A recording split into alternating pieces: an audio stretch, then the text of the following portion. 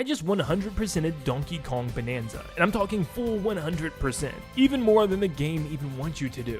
Yeah, I try to go for absolutely everything the game has to offer. So I'll be showing you my experience, what I had to do to get this full 100%, and if it's even worth it for you to try it for yourself, and what you have to do to actually get it for yourself as well. Real quick, make sure you leave a like and subscribe to stay up to date on all things Donkey Kong and Nintendo in general. We are getting closer to our goal of 400,000 by getting to 380,000 subscribers right now. So if you enjoy the video, please leave a like and subscribe. Let's see how many people we can get to subscribe from this one video alone.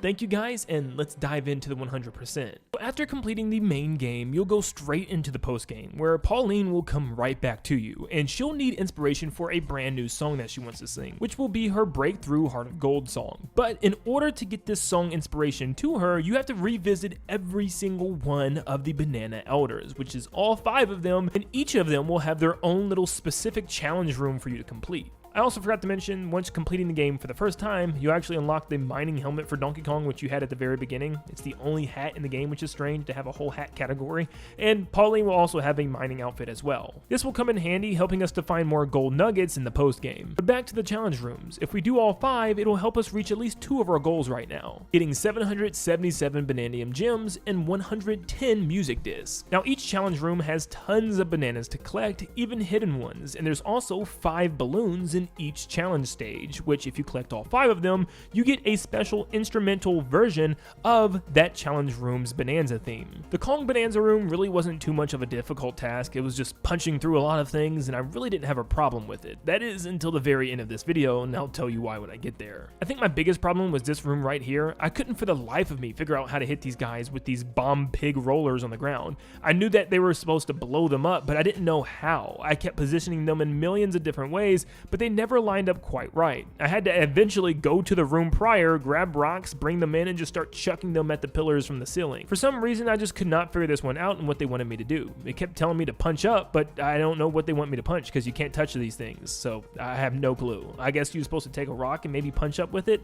I don't know. Now, you also need a lot of bananas to even jump into these challenge rooms. Like the last one with the snake bonanza, it actually takes 600 Bananium gems. Thankfully, I collected tons of bananas during my initial playthrough, so these were really no issue for me. The zebra bonanza started off pretty cool, but then immediately got irritating for me. After completing this challenge room, it was very clear to me that this bonanza transformation was just not optimized the best way. Once you start sprinting, you really can't stop. I mean, you're just in this mad sprint nonstop, and you can't slow down, you can't really turn, or you're just gonna fall off the platforms.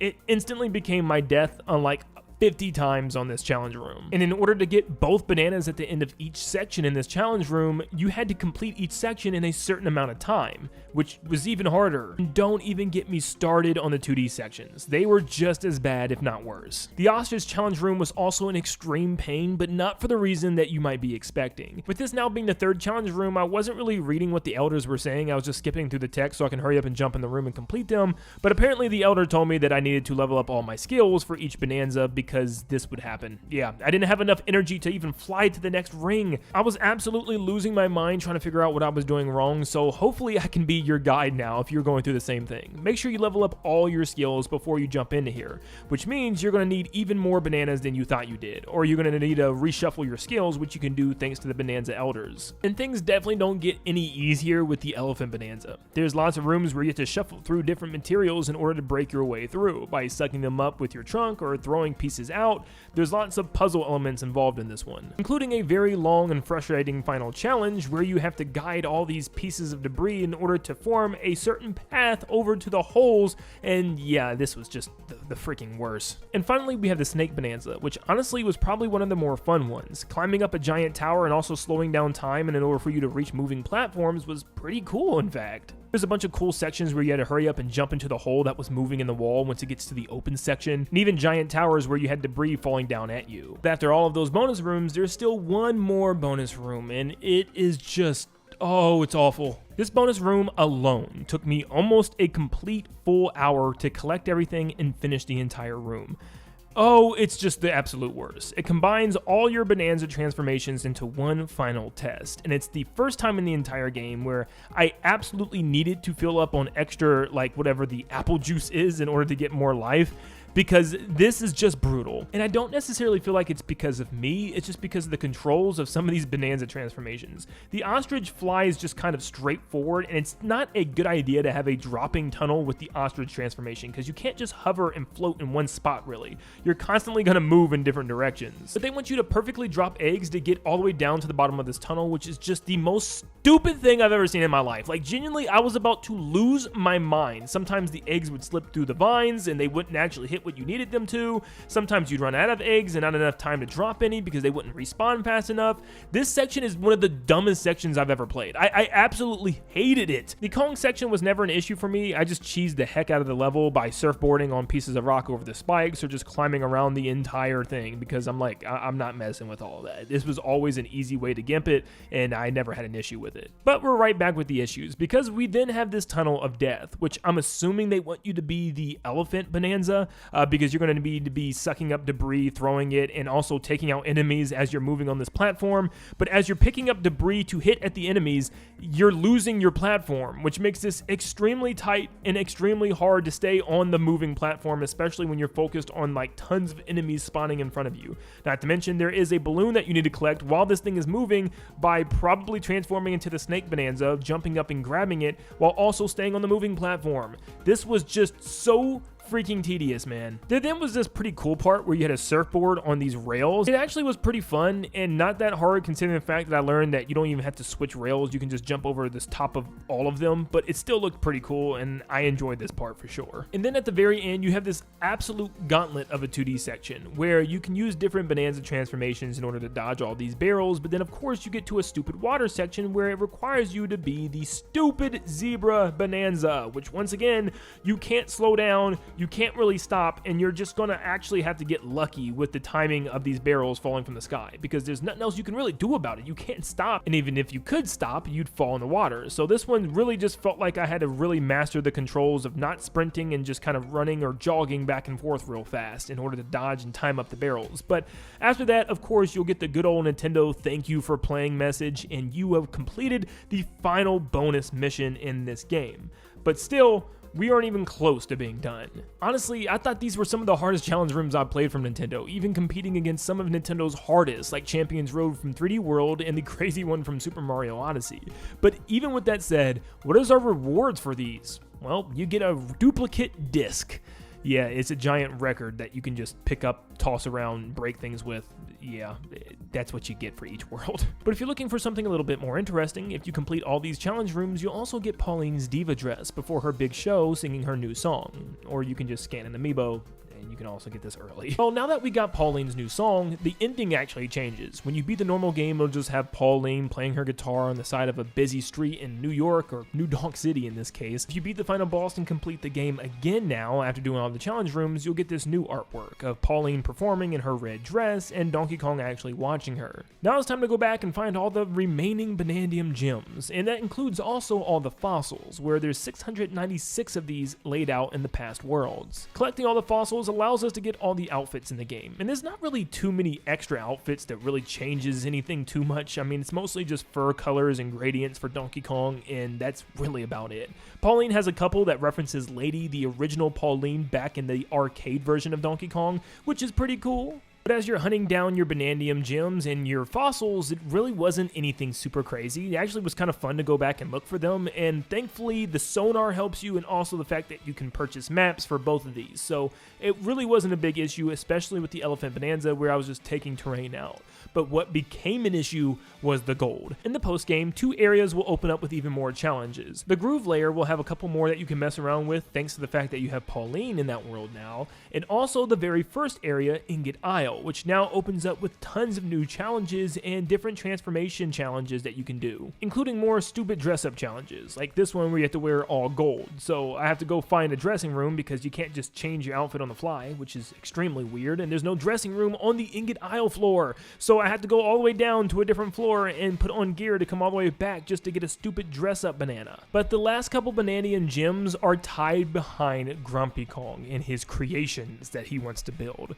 But this is why you need gold, and I can't stress this enough. You really really need gold. His first project is only 5,000 gold, and he'll actually build a challenge battle rush where you'll battle a bunch of enemies in this gauntlet, and it's really not that difficult. I beat it on my first go, but it was a fun little area, but I didn't realize how much I'd actually utilize this stupid area. And if you haven't 100% of the game yet, you'll see what I mean here in a second. Now, his second project he'll make is a boss rush room, which will cost 10,000 gold. So it's like, okay, that's a little bit more, but still nothing that really breaks the bank. This boss rush was also extremely easy, Inflaminite being the hardest one and still one of my favorite bosses in the entire game. Such a well-designed boss battle, but every single other one is still just as easy as you remembered from their main game. They're all supposed to be a little bit harder, giving you a little bit more challenge, but yeah, like I said, outside of Inflaminite, every single one just felt the exact same all over again. But what you won't probably realize is that you'll probably be spending a lot of gold in this game, tracking down bananas, buying maps for both fossils and bananas, and also just spending tons of gold at these stupid banandium trees that are in each world. But with around 31,000 gold, I thought I was pretty set. So I moved on to the groove layer and started doing some of the extra stuff there, like finding all the crystal balls in order to get the giant speaker back into place, so that way you can place this down and play your own music in the groove layer. But I finally go back to Grumpy Kong in order to get this last banana I'm missing, and he wants what?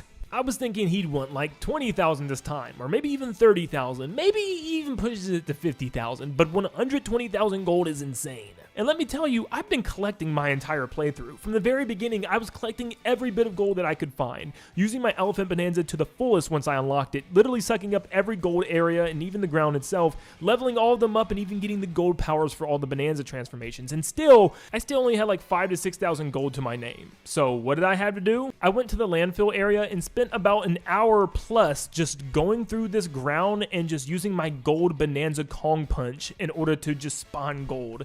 And it took forever, man. That's literally what I just sat and did non-stop. You talk about tedious, this is tedious. Like I said, after doing this for well over an hour, I finally acquired the funds in order to pay Grumpy Kong off in this crazy project that apparently he had for me. And it's time to see what exactly this project is of his. He actually restores Ingot Isle to the way it was at the beginning of the game, and also adds a little gift at the very top. But before we go up there, we can actually stop and talk to Poppy Kong, which she then gives us a special piece of gear. Some type of prototype tie that she's been working on, and we have to go put it on in the dressing room. But that's for later. We finally blast to the top, and of course, it's a giant golden statue of Donkey Kong.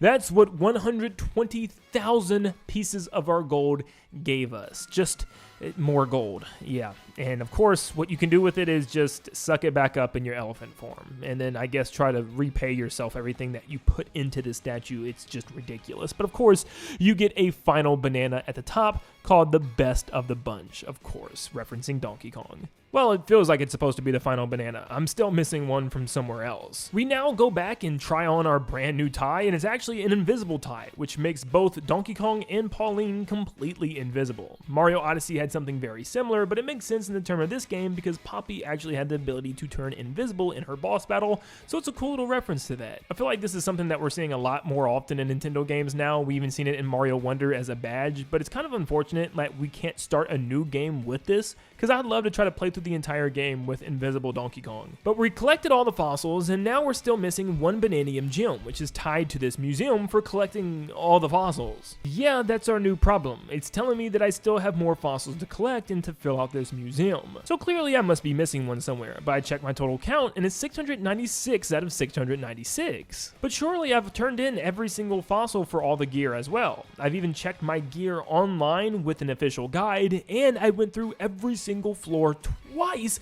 just to make sure, and it said I turned in everything and collected all the gear. Am I glitched? Is there something wrong with my game? Well, I did an emergency search on Google, and I finally came across a single thread with a couple people having the same problems, and you will not believe what the issue was. You're not supposed to talk to the Fractone at the top of the museum. You're supposed to talk to this stupid Amiibo one. I've actually talked to him multiple times throughout the prior parts of the game, and never once did he have anything else to say outside of scan an amiibo. Why in the world is he in charge of the museum? Oh my gosh, this stressed me out. I was losing my mind for well over 2 hours trying to find what the heck I was missing. Why in the world it said I didn't have all the fossils? That's because I wasn't supposed to be talking to the Fractone, which just genuinely doesn't make any sense. The Fractones are the things that give you the Banandium gems for every mission in this entire game, not the amiibo Fractone.